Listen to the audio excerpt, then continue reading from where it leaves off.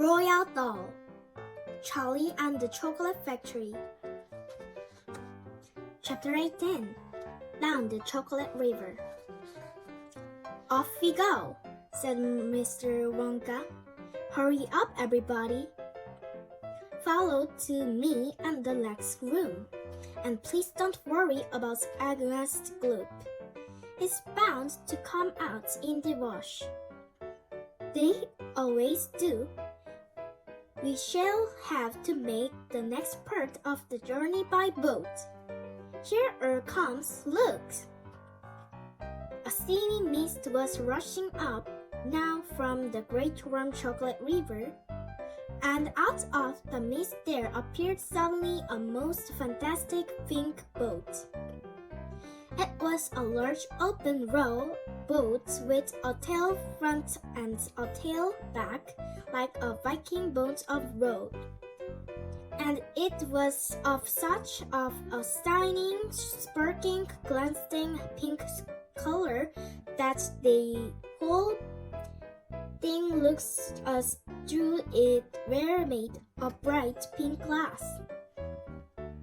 There were many oars in either side of it, and as the boat comes closer, the watchers on the riverbank could see that the oars were being pulled by masses of opium lumps, at least 10 of them to each oar. "This is my private yacht," cried Mr. Wonka, beaming with pleasure. "I made her by hollowing out of Anne-Room's boiled sweet. Isn't she beautiful? See how she comes cutting through the river." The gleaming pink boiled sweet boats gleamed up to the riverbank. 100 Oompa Loomps raced on their oars and started up at the visor. Then suddenly, for some reason best known to themselves, they all burst into shrieks of laughter. "What's so funny?" asked Violet Bridger. "Oh, don't worry about them," cried Mr. Wonka. "They're always laughing. They think everything is a causal joke. Jump into the boat, all of you. Come on, hurry up."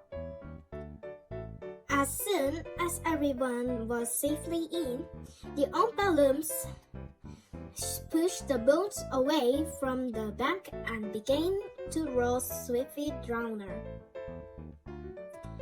"Hey there, milk thieves," shouted Mr. Wonka. "Please do not lick the boat with you to drown. It's sticky." "Dahl," said Versalt, "I want to boat like this. I want you to buy me a pink boiled sweet boat exactly like Mr. Wonka's.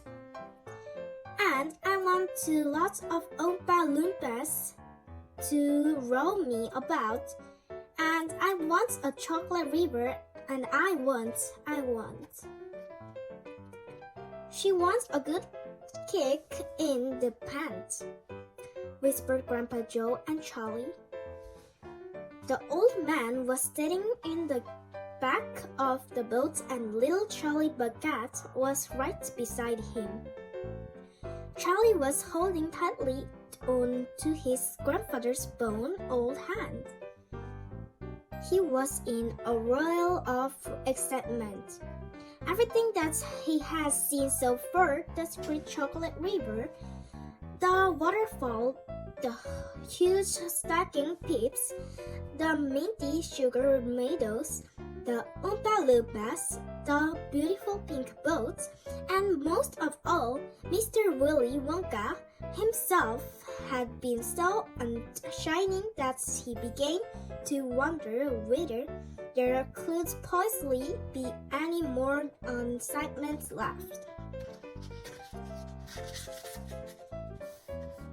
"What are they doing now? What are they going to see?" And what in the world was going to happen in the next room? "Isn't it marvelous?" said Grandpa Joe, grinning at Charlie. Charlie nodded and smiled up at the old man. Suddenly, Mr. Wonka, who was sitting on Charlie's other side, reaches down into the bottom of the boat, picked up a large mug, dipped into the river, filled it with chocolate, and handed it to Charlie. "Drink this," he said. "It will do you good. You look starved to death." Then Mr. Wonka filled a second mug and gave it to Grandpa Joe. "You too," he said. "You looks like a skeleton. What's the matter? Hasn't there been anything to eat your house lately?" "Not much," said Grandpa Joe. Charlie put the mug to his lips, and as a rich, warm, creamy chocolate rained down his throat into his empty tummy, his whole body from head to toe began to tingle with pleasure. All a feeling of instant happiness spread over him. "Do you like it?" asked Mr. Wonka. "Oh, it's wonderful," Charlie said. "The creamiest, loveliest chocolate I've ever tasted," said Grandpa Joe, smirking his lip. "That's because it's been mixed by waterfall," Mr. Wonka told him. The boat sped on down the river. The river was getting narrow. There was some kind of a dirt tunnel ahead, a great round tunnel that looked like an emerald pipe, and the river was running right into the tunnel. And so was the boat. "Roll on!" shouted Mr. Wonka, jumping up and waving his stick in the air. Full speed ahead, with the Oompa Loompas running faster than ever. The boat shot into the pitch dark tunnel, and the pensioners screamed with excitement. How can they see where they're going? Circuits followed Brady's in the darkness. "There's no knowing where they're going," cried Mr. Wonka, hooting with laughter. "There's no earthly way to knowing which direction they are going. There's no hurrying they're going to Russian, or which way the river following. Not a speck of light is showing, so their dangers must be growing, for the waters keep running, and they are certainly not showing any signs that are very slowing." "He's gone off his rocker," shouted one of the feathers. Against and the other parents joined in the chorus of frightened shouting. "He's crazy," they shouted. "He's Burmy, he's naughty, he's screwy, he's batty, he's dippy, he's dolly, he's daffy, he's goofy, he's beany, he's boggy, he's wacky, he's nonny." "No, he's not," said Grandpa Joe.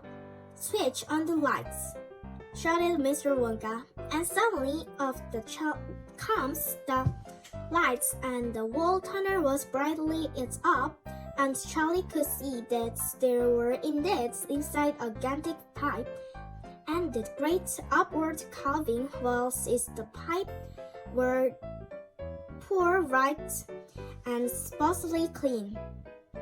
The river of chocolate was falling very fast inside the pipe, and Oompa Loompas was rolling in the mud, and the boat was rushing along at a furious pace. Mr. Wonka was jumping up and down in the bank of the boat and calling, into the rollers to roll faster and faster he still. He seems to love the sensations of whizzing through a white tunnel in the pink boat on a chocolate river. And he clapped his hand and laughed and kept glancing at his passengers to see if they were enjoying it as much as he. "Look, Grandpa," cried Charlie. "There's a door in the wall." It was a green door, and it was set into the wall of the tunnel just above the level of the river. As they flashed past into the was just enough time to read the writing on the door. "Storeroom number 54, it said. "All the creams, dairy cream, whipped cream, violet cream, coffee cream, pineapple cream, vanilla cream, and hair cream." "Hair cream?" cried Mike TV. "You don't use hair cream?" "Rowan," shouted Mr. Wonka. "There's no time to answer silly questions." They sacked past at the back door. "Storeroom number 71, it said on it. Whips all shapes and sizes." "Whips!" cried Becca Salt. "What on earth do you use white for?" "For wiping cream, of course," said Mr. Wonka. "How can you wipe cream without wipes?" "Whipped cream isn't wiped cream, and unless it's been wiped with wipes. Just as a poached egg isn't a poached egg until it's been stolen from the woods and the dead of night." "Well done, Fred." They passed a yellow door on which it said, "Storeroom number 77, all the jelly beans and has beans." "Has beans?" cried Violet Burgess. "You're our yourself," said Mr. Wonka. "There's no time for arguing. Press on, press on." But 5 seconds later, when a bright red door came into sight ahead, he suddenly waved told gold-topped can in air and shouted, "Stop the boat!"